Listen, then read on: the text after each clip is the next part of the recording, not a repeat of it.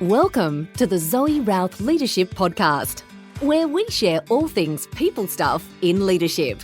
Learn from leaders who have done the hard yards and learn from experience. Hear from expert authors about the latest insights from culture to strategy and messy people dynamics. Get tips and insights from multiple award-winning author and leadership expert herself, Zoe Routh. Now, on with the show. Hello, and thank you for tuning in and listening. This is Zoe, and my question for you today is, have you ever wondered what it would be like to have a really proven system to build a better team that just laid out all the groundwork and stepped you through step by step what you needed to do to build a great team? Well, maybe you did, maybe you didn't, but I'm guessing you have a bigger question, which is, how can I make this people stuff easier? Yep. Well, you're in for a treat today because my guest is named George Karseras. And to be honest, I'm really excited by his work, and I think I've discovered a new person to follow and get mentoring from. His work around teams is sensational. He is a chartered sports psychologist. He is an executive coach and trainer. He works with CEOs in top 100 companies around the world. He is a former principal at KPMG, now runs his own business, and he's the founder of Team Up. And his latest book is called Build Better Teams. It's a fantastic book. It is incredibly well researched and thought out. Really great system, all proven and backed by science. Like, he has done an extensive amount of work, and it's supported and endorsed by the likes of Edgar Schein and Amy Edmondson of psychological safety fame, the two of them. And so it comes highly recommended. And the conversation we had was fantastic. I loved it. I think you're going to love it too. So without further ado, let's get on with the show. Well, George Karseras, all the way from the UK, welcome to the show. Yeah, pleased to be here, Zoe. And where are you in the United Kingdom? So I'm based near Bristol, which is about 2 hours from London, about an hour from Cardiff in Wales. Fantastic. I have a Welsh background in my family. So I'm a Canadian living in Australia, but my grandfather's family, who was Canadian, has Welsh heritage. So I like a little tiny little connection there. And I was born in Britain too. So. Oh, right. Okay, good. Yeah, the mother country many moons ago. Yeah. Well, I am super pumped to talk with you. It's evening my time, bright and early for you. And your new book, Build Better Teams, is fabulous. I've just gone through it. So incredibly well researched. I loved it. And we're going to spend quite a bit of time today talking about the detail of that. But before we get into all that, how the heck did you end up being a consultant, coach, and trainer to hundreds of CEOs and businesses around the world? Like, how did you get into such a highfalutin industry? What's the origin story? Well, I guess the origin is based back in the day in psychology. You know, my origin's in psychology because that's what I am. I'm a psychologist. And I suppose the first thing that sort of started my journey was I had a go at playing. We just talked just now offline about Nadal winning the Australian Open.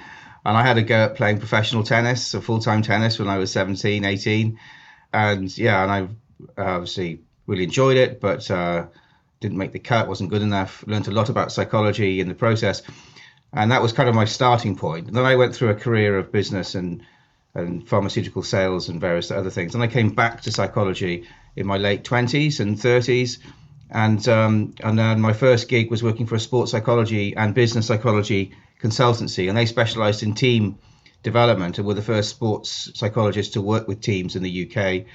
They worked with Tottenham Hotspur, which is a well-known Premiership football team. And I sort of got interested in the whole field of team working there. And then I started my own business in 2005 and have developed the concepts that I learned earlier on in my career and kept applying new research, new interests in the area. And here I am. Oh, that's so cool. So I love how you've ended up blending the sport and psychology piece and working with extreme teams. I know you have a YouTube channel interviewing extreme teams. First of all, questions about professional tennis. How exciting. So did you started as a young fella to start playing professionally at 17, 18? Well, I started late. That was one of the challenges. I only started playing at 14, and I had a good gift for the game. I had good natural ability, but I wasn't experienced enough strategically and and well, physically was okay, but wasn't outstanding. And you've got to be outstanding physically to really be a pro tennis player. So I was told I was kind of good enough, but I wasn't really good enough. And part of the issue I had was the immaturity of my thinking and for psychological structures and techniques. And so I learned a lot from failure, basically. And got an interest in early on, and got an interest in what it takes to really be at your best as an individual, I guess. And I kind of took that sort of thinking, I suppose, into organizational work, and especially now with teams. So psychological structures that you talk about there, for individual performance, which is important if you're going to have a high-performing team, that you have high-performing individuals. What's an example of a psychological structure that would be helpful for high performance? For an individual, a structure would be knowing your game plan and being able to come back to that, and using good breathing techniques to bring yourself back to the moment, and having a mechanism and a process for when you make an error, how you clear that out of your brain and continue on your path through the game. And so that's a very simple structure. There are others, but there are the techniques and processes that tennis players, athletes use. You hear them on the interview. If you watch them on interview, they'll say, "I'll stick to my process." They have a process to stick to. It's quite structured to allow them to be in the zone for as long as possible. And these are techniques that can be taught and learned. So I'm thinking about Nadal, because we just watched him win his 21st championship. Amazing. He, of course, has some very well-known processes for his serve, say, for example. They're like rituals. Is that the kind of processes you mean? That's one of them. Yeah, for sure. That's a really good example, that service routine. And golf, of course, you have a pre-shot routine. But Nadal has a process going into his serve. He'll have a process going into his return of serve. He has a very simple, I think Nadal is a great example, a very simple process, which is he fights like crazy every point, and he never gives up. And he keeps saying that's his mantra, he keeps saying to himself, stay on that and leave nothing out there. But I think he has a number of skills mentally that allow him to do that, because a lot of people try to do that, but I think he's gifted in many ways that allows him to continue to do that under the most incredible stresses and strains in a tennis match. So I like how you talk about, making a mistake and then wiping it. Also really important in performance at work, because none of us want to make mistakes at work, and we all do, and we feel disappointment and deflation. How do we get better at making mistakes and wiping them? I mean, the first thing is to embrace them, right? Embrace the mistake. I think mistakes are great, because they mean that we're putting ourselves out there, we're trying new things. And if we're not making mistakes, we're not at a level where we need to be. So I'm a big fan of mistakes. I really am. I think they're a wonderful thing. Not making mistakes, playing it safe is not so good. But I think mistakes are wonderful as long as we have a process or have a mechanism to learn from them. And it's the learning that's the key. So we talk about a learning culture and a learning team. Learning comes from both mistakes and successes. So we need both. We need to be able to embrace them, and then we need to have some way of extracting the learning and using that and moving on and making sure we don't repeat the mistake. And that's it could be as simple as having the incident and then saying, okay, what could be good about this? What can I learn from this? A simple process like that. Is that what you mean? Yeah, it's back to sports psychology in a way, right? Because you're in the moment. What the mistake's gone.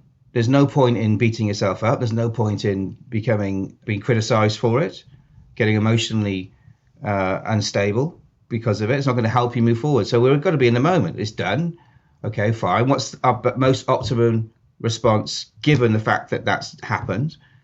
Okay, let's take the optimum response and let's move forward. It's very simple if you think about it like that. Okay, that's really helpful. So let's move to the book now, because I'm dying to ask you this question. And I was reading, it was close to the beginning of the book, and you unpack all this fantastic work from previous experts, team experts, leadership experts around different theories about team dynamics, phases of teams. And you take one big rock and throw it at one of the big giants. And that's Patrick Lencioni's The 5 Dysfunctions of a Team, where you're like, yeah, it was a pretty good, nice, simple handbook for leaders and it served people well, but is it really that good? I'm like, ooh. someone's taken Lencioni on. So tell me, what is it that you've got a beef about when it comes to that piece of work, the 5 dysfunctions of a team?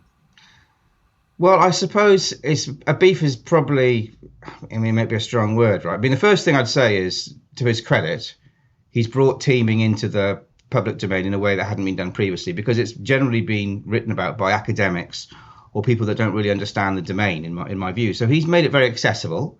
Okay, so hats off to him for doing that.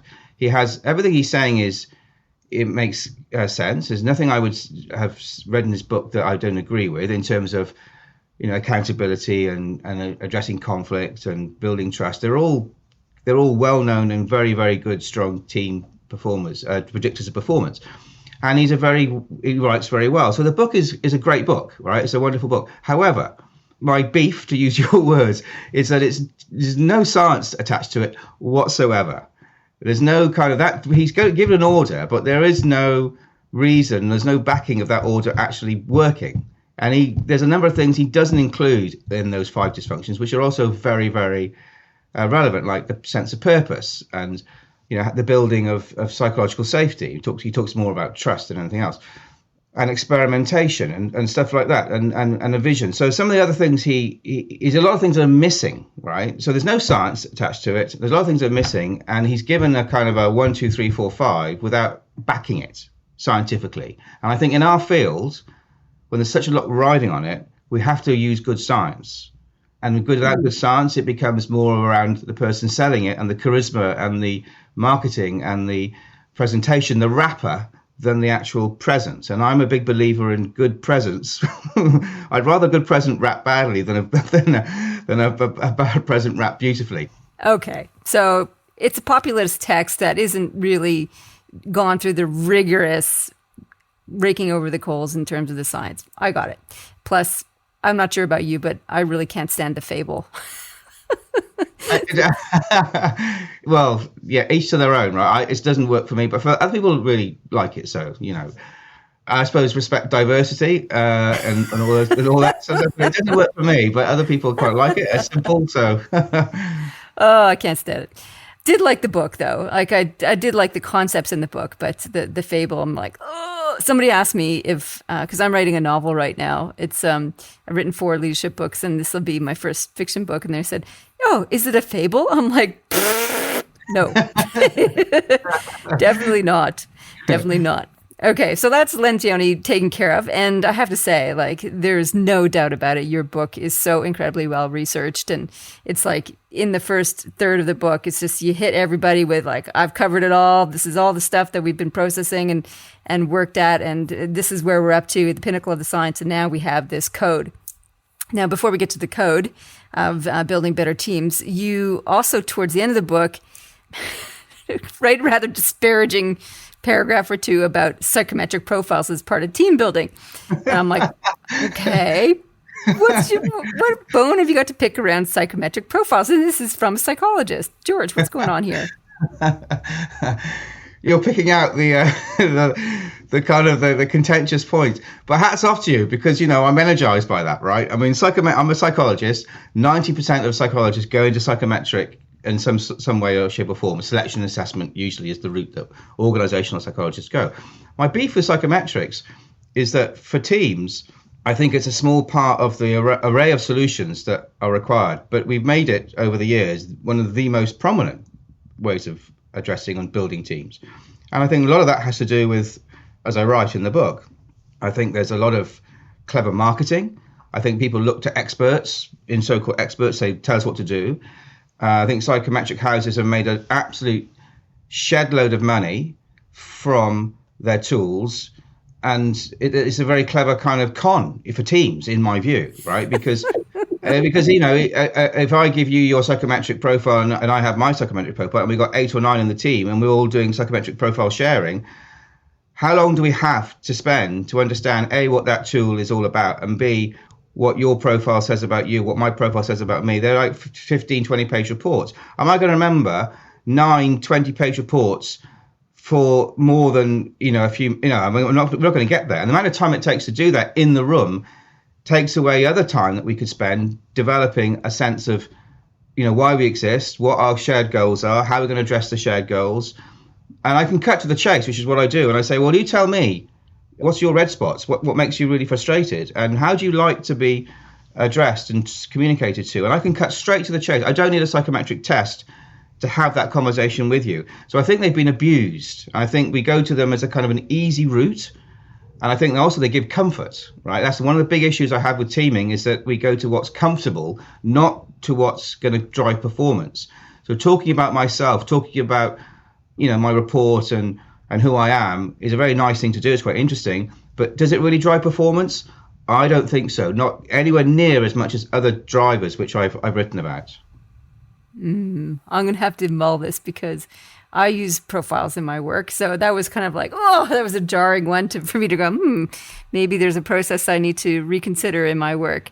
I'm not knocking them. I think they have a place for sure. And I'm accredited, as I say, in many psychometrics. And I use, on occasion, psychometrics and have used and will continue to use them. I just think that they are in the room when I work with a group, not so much in one-to-one coaching, but when I'm working with developing a team over a few days or over a few, then I think they can dominate and there's more important conversations to have. So I just think they've got to be tread very carefully with them and not go to them as kind of route one, which is what we've done over the years in my view. Okay, noted. One last question around psychometrics before we get into the meat of your fabulous book. And which ones are you accredited in? And do you have any favorites when you do use them in very specific circumstances? So I'm accredited in MBTI. Myers-Briggs is probably, and the SHL tools and various, obviously all the 360s of human synergistics, which is a good tool, but that's more kind of like 360. But the one I like is the ones, again, I go back to the ones that are science, have some kind of good, credible reliability and validity behind them. And I think the Myers-Briggs is a useful tool to use to understand different profiles. But there's intelligence tests, the SHL tools that measure various elements as well. I'm accredited in all of those: intelligence tests, personality tests, all that kind of stuff. That's a heap. Okay, let's get into the nuts and bolts of building better teams, and particularly in the context for the theme of the podcast this quarter, which is hybrid teams, but the fundamentals, right? So you've unpacked it, backed with all the great research that you've done. There's 4 phases: get set, get safe, get strong, and get success. Give us some practical things that leaders can do. Like, what does get set actually mean, and what can you do as a leader with that one? So get set is about getting on the same page. Okay, it's a simple process. It's about building cognitive trust, not emotional trust. So it's essentially having what we call shared mental models of certain things that are important that are going to drive a team's performance, which is, do you and I agree on what the goals of the team are? Well, first of all, why do we exist? What's our purpose as a team? Very important question. If we're a leadership team in particular, and we have some responsibilities, what's our vision for ourselves and our organization? And fundamentally, the big question is, where are our shared goals? Okay, so the goals that you and I need to collaborate on. You might have individual goals, I might have my own goals, but in the team, we have these things called shared goals. So we need to understand what those are. So getting set's about, and there's 6 other agreements. So each of those are 3 things I've given there: purpose, vision, and goals. Essentially, what we need to do is we agree on our purpose. We agree on the direction we're going in. We agree on our shared goals. When we have agreements in the team, it's a very, very binding place that we can build, we can create. And that's not based on emotions so much, as much more based on cognitive mental models, cognitive frameworks, right? So getting set's all about making agreements. That's what it is. And these agreements aren't easy to construct. You have to spend some time, but that's what that's about. It's about building agreements. Can I just confirm then what you mean by cognitive mental models? Is it this specific example is like a shared vision? Is that what you mean by a mental model, like a verbal description of what we're doing and why we're doing it? Yeah, exactly. It's our interpretation of something that we agree on. So our interpretation of our roles, our interpretation and what we expect in terms of the plan or a high level plan, and our interpretation and our understanding of what good behaviors look like in the team. Okay, and our understanding what good if we have a shared goal, how we're going to govern that, how we're going to make sure that we are moving in the right direction. So you might think, well, I think we need to have short meetings every 4 weeks, and I think, well, actually, you and I need to be talking more regularly. So unless we have that agreement up front as to what we expect, and we are on the same page, which is what it's all about, building same page trust, as I call it, then we're going to find that's going to get in the way later on. So getting set's all about agreeing expectations, agreeing how we see the tasks that we have in common. So you've sequenced each of these steps very, like it's an important aspect of the book is that you start with get set instead of get safe. And I was curious about that too. You know, you're doing the cognitive work of setting the scene and getting on the same page before you do the getting safe part, which is getting to know each other and building relationship. Why is it important to go cognitive first before the emotional trust piece? That's the key of the book, right? That's the key part of the code.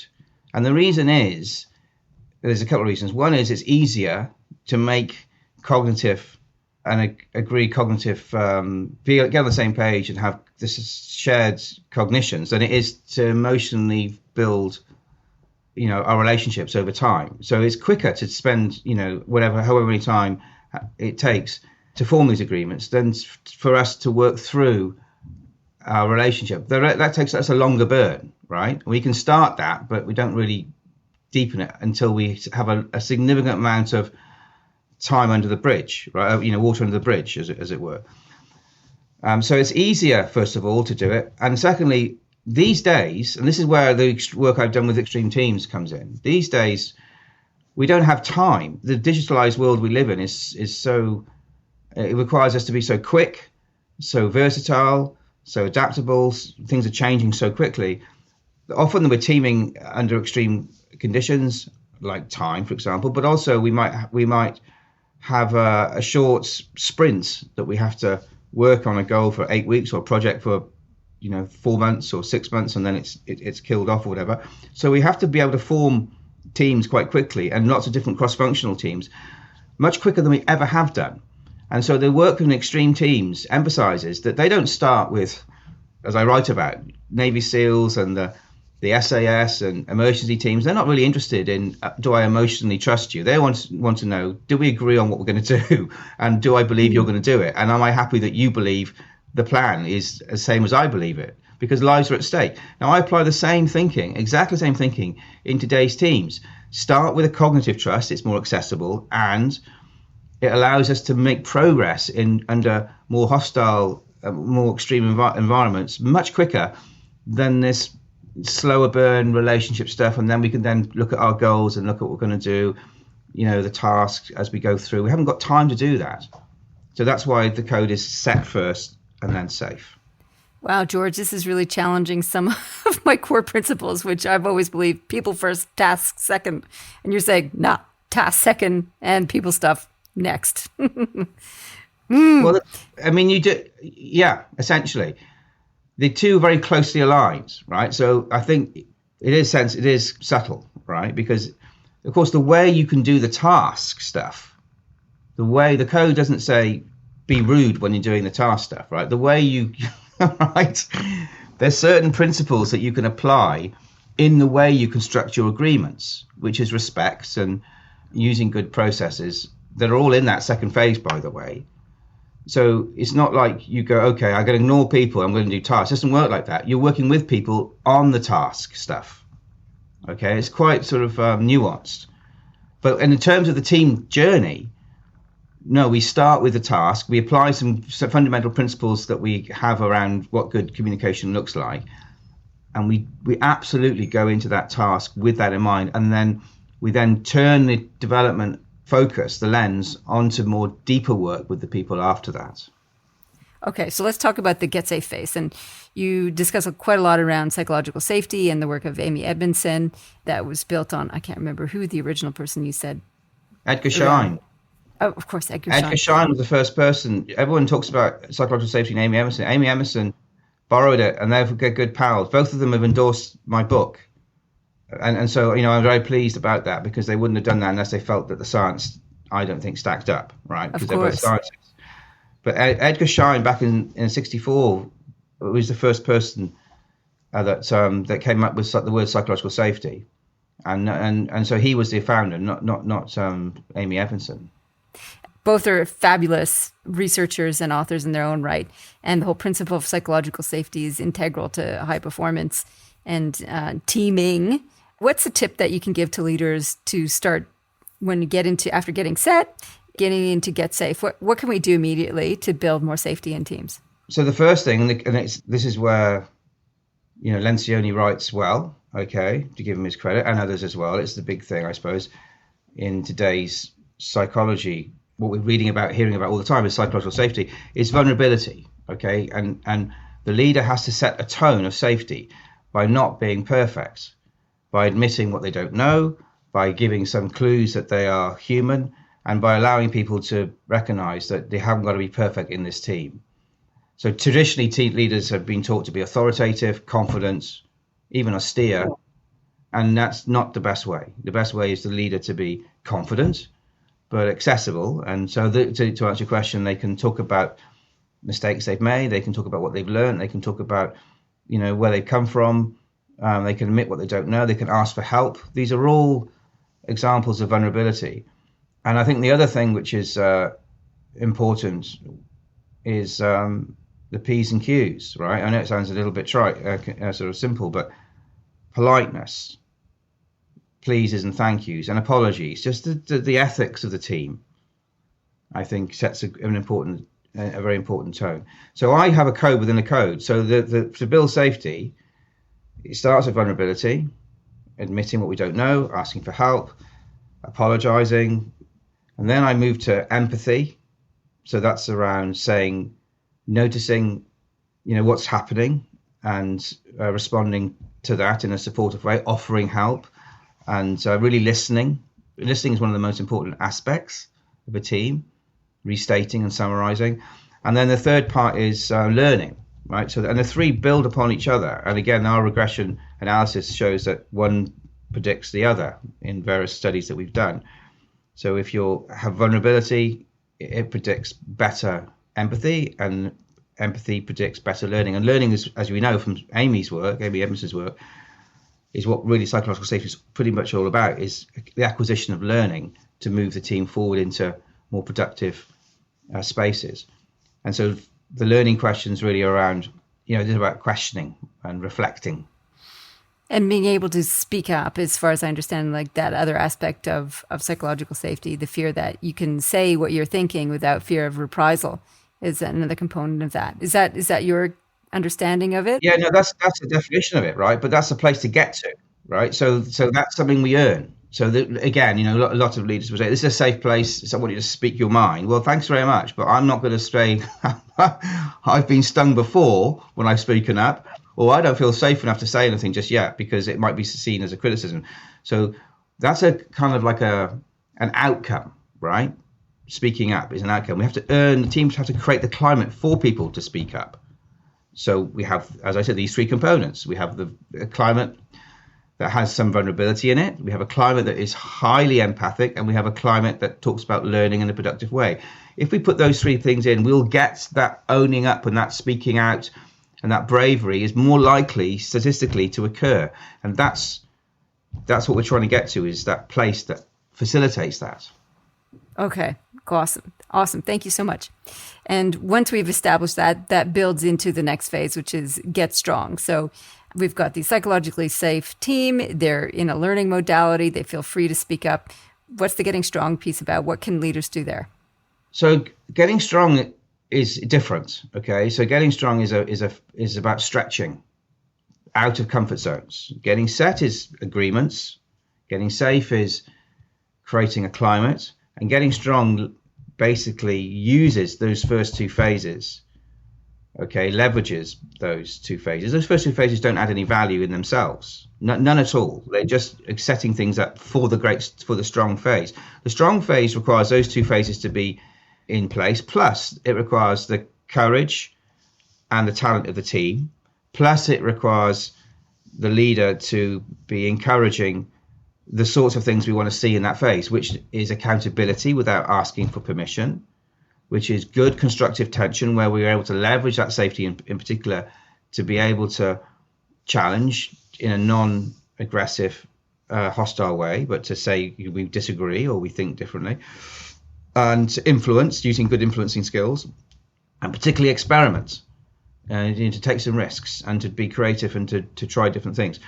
So those three things: accountability, constructive tension, and experimentation, define that third phase. And that's the holy grail. Most clients I work with, CEOs, MDs, any team I work with, top team, will say to me, they don't say to me, we need to build, I want to get them on the same page so much, or we need to build safety. They say, I want the team to be more accountable. I want the team to have tougher conversations. I want the team to push the boundaries a bit more. They come to me with the requests in that third phase. I say, great, if you want to build a team to do those three things, you have to earn the right to do those three things. We've got to go back into the root causes and build up the foundations. And we need to give the team some incentive to do that.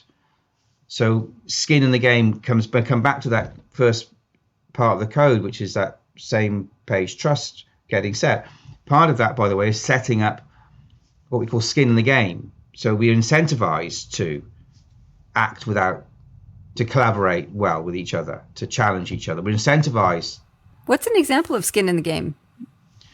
Skin in the game would be if you and I share a goal. Okay, let's supposing that we're going into podcast business together.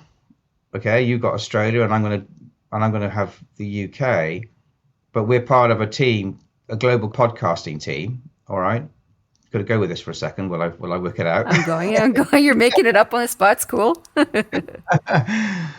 And we have a manager, okay, a global head that's looking after our podcasting globally. If he gives us skin in the game, it means, well, you look after Australia, okay, fine, you get rewarded for your viewers and whatever else that you get from your outputs. And I get motivated, incentivized for the UK. But if we share a goal that is we need to create a global brand or whatever, then we're incentivized and we're rewarded for the way in which you and I somehow increase the global reach of what we're doing together, right? So we might take what we're doing, we might talk about it in Africa, or we might talk about it in America, or we might create a new brand and we'll propose something for the overall team that requires us to work together. Now, skin in the game means that we're incentivized for that collaboration, okay? We're rewarded, we're given pats on the back, and if we're not having conversations like that, we're also given kicks at the backside by a manager. He doesn't just let us get on with our individual goals. He incentivizes. We're motivated to have the conversation. We have skin in the game being collaboration, shared goal working. All right. Now, most companies don't do that, not anywhere near well enough. Okay. So, George, let me just clarify then. You're not necessarily, like, the incentivization doesn't necessarily mean a financial reward or anything external. It could be we're setting a common goal that we're working towards together, and the reward, the incentive, is the performance of that, the acknowledgement of that, the prestige of that, not necessarily a financial one? Or do you mean specifically No, financial I mean, one? it can be both extrinsic and intrinsic, but I mean, I'm talking about, it can be financial, for sure. Because that's what talks for a lot of businesses. I mean, I work in banking, for example, financial services. And if you want to motivate someone to do something, you give them some money for it. And that's what they will want to work towards. Why wouldn't they, right? So if you and I are going to, as a result of our work together, produce that good collaboration, it may not be that we don't produce anything in that first year, but we set the seeds for year 2 or year 3. A good, smart leader would say, guys, you've been working really well. You can see what you're building. I'm going to reward you for that. So you continue to do that because there's more value in that over time than there is, there's huge value in that. So I will incentivize you. It's not just money though. It's also pats on the back. It's development opportunities. It's whatever it is that gives me a sense of this is important and I'm going to be rewarded by that. Not everyone is intrinsically motivated. We need extrinsic rewards as well. Okay, great. So this moves to phase 4, which is get success. What's that about? Well, get success, your work's done.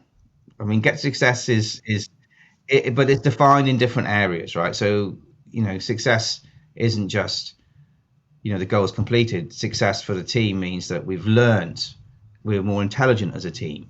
We're more adaptable. We can take that adaptability and those skills going forward. Success means that we have incredible deep levels of trust in each other and the team.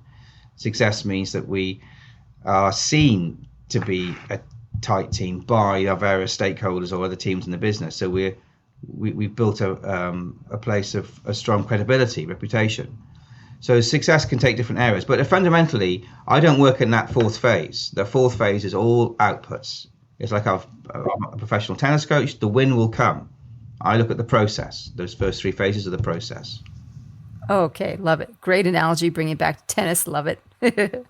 So this is one of my final questions is about virtual teams. Like, it occurs to me in the work that I've done, the research that I've done, and reading your book, that these four phases apply equally to virtual teams. Are virtual teams any different to regular teams? The four phases apply. The four phases apply to any team in any industry at any level. They are the way to build a team. Okay. In virtual teams, the code's no different. It becomes probably, well, the science says it's probably more important actually to achieve certain levels in that first two phases in the virtual team, especially the clarity in the same page, because in virtual teams we don't have the same nuances that we have in conversation, in face-to-face conversations. We do a lot by email, and we do a fair bit by Microsoft Teams. So getting on the same page is one of the big if you look at the research in virtual teams and why there's conflict, there is more conflict in teams. One of the reasons why there's more conflict is because people are operating with different models of what they think it needs to be done. All right. So the goals aren't so clear. The roles aren't so clear. What's expected isn't so clear. What's happened isn't so clear. So there's a lot of interpretation that we're making. And the idea of that first phase is we get on the same page. I call it same page trust. So therefore, in a virtual team, it's even more important to restate exactly what the plan is, to be really crystal clear, to accentuate and emphasize what has been done, what has been achieved along the plan, to be really clear on who's doing it, who's not doing it. So almost like bringing it back to basics in the virtual team. So there's no ambiguity, there's no confusion, no assumptions. It's very, very clear, becomes even more important.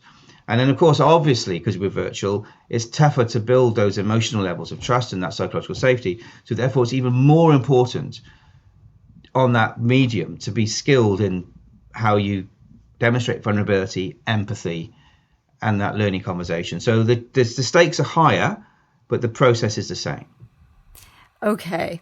That makes so much sense to me in terms of what I've been thinking too around working with virtual teams, is that the need of the leader to become a really skilled facilitator, particularly, as you say, in that get safe phase and being able to model vulnerability and to encourage in others. Where do you see leaders going badly, or like what are some common mistakes when it comes to building teams, either virtual ones or face-to-face ones? I think one of the common mistakes I see is the leader carrying the team on their shoulders, okay, and the team itself being seen to be a feature or a function of the leader's capability. We know that leaders have a big impact upon the team, but I try to change the responsibility of the team, that the teaming construct is a shared goal. We all contribute to that team. The leader is just one part of that. So therefore, we're not looking upwards. I see the leader in a circle with that team. It just has a particular role to play. So one of the mistakes that leaders have is they don't ask for help. They don't have conversations with the team about how to resolve certain things that they would like some help with. They take too much on their own shoulders, and they don't make this, I talk about an empowerment deal, right? How to allow the team to contract with the leader and with each other. The deal is an important word because it means we contract, we have an agreement, back to that same page trust. So leaders don't do deals with as much as they instruct, they say, this is what I want you to do. There's not enough of kind of, well, boss, if you want me to do this, then I want you to do that type conversation, because we're too subservient. So leaders, I think, let that happen too much, in my view. I love what you do in the book too. Give an example of the empowerment deal between a team and their leader. It's like, and the starting questions I think were, as your leader, what do you want from me? And as your leader, what I want from you, the team. And you list your demands or expectations, I suppose, and then, work out the gray areas or if there's any conflicting intention around that. Have I summarized that accurately? You can summarize it beautifully so. And that conversation is exactly, an example of how you get on the same page, right? You build saying that's cognitive. It's not emotional, that's cognitive, because we agree there's emotions coming out of it, of course, right? But fundamentally, that's a get set conversation, not a get safe conversation. It's a get set conversation fundamentally, right? What do you want from me? How can I help you achieve your goals? And this is what I require from you. And this is not quite so sure. Let's work out a shared agreement how we're going to do this. And so, you do it in a way which clearly builds that emotional trust as well. But fundamentally, that is a contracting conversation, right? And that's why it sits in that get set phase up front, early. And it's so obvious in doing that work that facilitates the step into getting safe. I think. Well, that's the science. That's one of the things which is the science. This is the big thing with the code, right? I haven't talked about this yet, but it's a very important feature. And this is why Amy Eberson, I think, endorsed the book, right? Because she recognized, and she's written about it herself in some of her previous books, and she's written about extreme teams as well. Meyerson's work on swift trust, okay, the building of swift trust, is that the building of psychological safety is enhanced when we have same page trust. Okay, so that's the big thing, right? So yes, we want psychological, but it's built on, the evidence is quite clear. When we have shared goals, shared purpose, shared behaviors, roles are clear, expectations are clear, the team identity is formed, psychological safety is enhanced, it's boosted by that. So let's go to those first as a mechanism to really get a boost on psychological safety. I love it. George, I'm sold. Where can people find out more about you and your work? So Team Up is the website. So you go to www.teamup.company. If you like the cut of my jib, if that's a phrase I can use, we're just about to we're just about to launch me doing videos for each of the parts of the code. Say, how do you build a purpose? How do you build goals? How do you build roles? So we're launching an online kind of solution, very, very basically for aspiring leaders in particular, ambitious leaders or first-line leaders. Honestly, anybody can look at that. Any leader at any level would find that useful in my view, because it's like, how do you do this stuff? So that's going to be launched shortly. I'm on LinkedIn. Please connect on LinkedIn with me, George Karseras at Team Up. And if you enjoy the podcast, then buy the book and give it 5 stars. And if you didn't enjoy the podcast, buy the book and still give it 5 stars. There you go. Asking for what you want. That must be like a getting safe point, or maybe it's a get set stage. I'm not sure. Well, you see, I wouldn't say that unless I felt safe with you, Zoe, right? So, we've created some form of safety through the conversation, and that allows me to, to take risks with you a little bit and with your audience. That's awesome, George. Thank you so much. Thank you for writing such a brilliant book and for sharing all your wisdom on the show today. I loved it. I enjoyed it. And I can't wait to see what you do next. Thank you very much, Zoe. Thanks for your interview. Really enjoyed it. Well, that was pretty awesome. It's not often that I have my own beliefs and practices challenged and changed in conversation with an expert. And that certainly happened with today's conversation with George. I love what we did around talking about Patrick Lencioni and his work with the 5 dysfunctions of a team, and kind of reiterating some of the key points about being rigorous with your research and using science to back up your system, which is certainly what George has done. So I really loved having that challenge. And also my core belief and practice, which is people first, task second. And George's rethinking of around that, where you do task, but you also do with people at the same time. So it has to be less binary. So, wow, it's really cool to have a core principle jigged around like that. So I'm really forever grateful.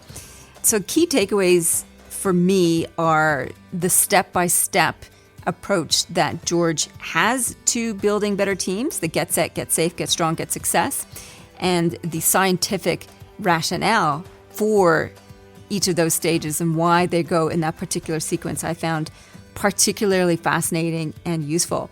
So in terms of team tips, I think go back and go to Get Set. That sort of what are the team agreements that we can put in place to make sure that we are all on the same page? What is our purpose? What are our agreed expectations? What do you want from me, the leader? And what do I want from you? And have a negotiation around that. I love this book so much. I got a preview copy as part of the interview process. In soft copy, I've gone and ordered the hard copy. So you know that it's very rare that I go and order a hard copy of a book because I want to use this book for further reference. I think it's that good, it's that detailed, it's that well researched. It's going to be a useful resource for me and my work ongoing. So highly recommended. I think you will get a lot out of it. So that's it for today. This show has been brought to you by our flagship program, Amplifiers, which is for CEOs, managing directors, and senior executives who want to level up, who want to make bigger and better results and bigger and better impact, and who have the humility to know they don't know it all and are keen and hungry to learn more. If you want to be in the company of like-minded leaders like that, where you are challenged and uplifted with the company that you keep, then Amplifiers could be for you. We have a virtual group, so you can tune in from wherever you are in the world, and we have a local Canberra chapter as well. So as we can gather in a COVID-safe way, you can actually get to meet other humans and enjoy it. All right. Well, if that's for you, check us out at zoerouth.com. Click on programs, click on amplifiers, and give me a bell. Email zoe@zoerouth.com. I love hearing from listeners. It makes my day. So if you're enjoying the show, enjoying the interviews that we've got, shoot me a line. It'd be great. You can also, of course, share the show and rate and review it. Also works wonders for us. Your recommendation really does help spread the word and get our work out into more leaders' hands, because better leaders, better world. All right, well, that's probably enough from me today. In the meantime, live well, lead well. You've been listening to the Zoe Routh Leadership Podcast with leadership expert Zoe Routh. For more about people stuff and to contact Zoe, go to zoerouth.com.